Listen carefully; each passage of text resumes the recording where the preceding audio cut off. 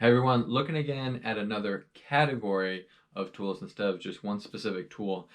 This one we're looking at today is that combatives kind of category. Instead of wanting to just look at one, I think we need to just look at the wide array of different tools that you should have when it comes to combatives training.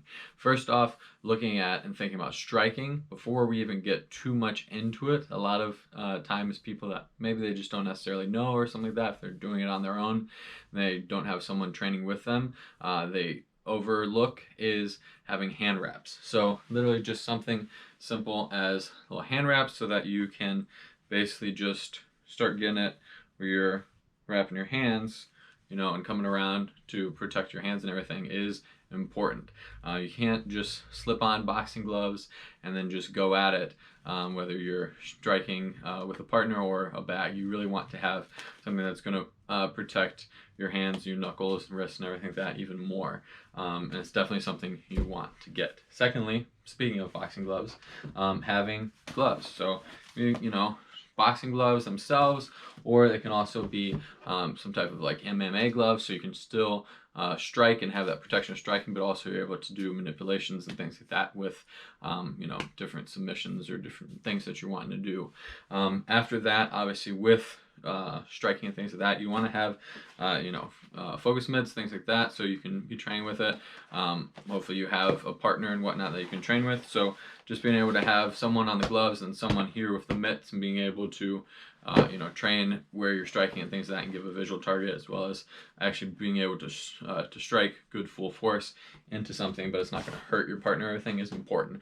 And along with those focus mitts, you can also get stuff like Type pads. You can get full blast like shields or different things like that, as well as just getting a punching bag. It can be really great to have, whether that's hanging from something or just being able to mount it somewhere is really awesome. Next, thinking about other full protection that you can also get, not necessarily fully needed if you're just training on your own, obviously, but if you're training with someone else and you're wanting to go pretty hard at it, is want to have head protection. Now, first off, you should have a mouthpiece. So make sure you have that when you're going to be training with someone else, and then if you guys are going to be going full force, just to help mitigate, kind of those open cuts and things on the forehead and whatnot.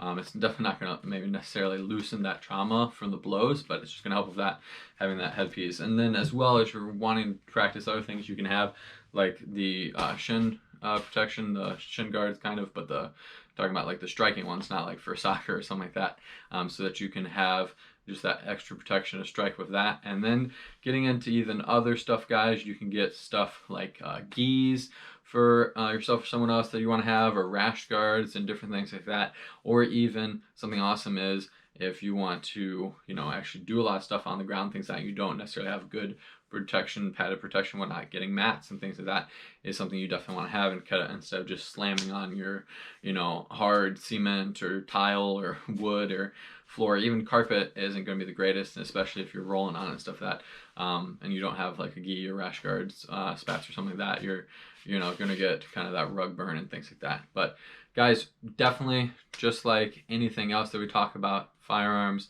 medical, and fitness, combatives is an important thing with self-defense, and with it is the gear that you need to have for training. So guys, look at some of the stuff we did, showed you some of the stuff that I mentioned, things like that. Look at getting it for yourself or someone else, because combatives is important, and safety and keeping just mitigation of injuries, things like that is important as well for combatives training. But in the end, all these tools, combatives in general, will help in bettering your reactive defense.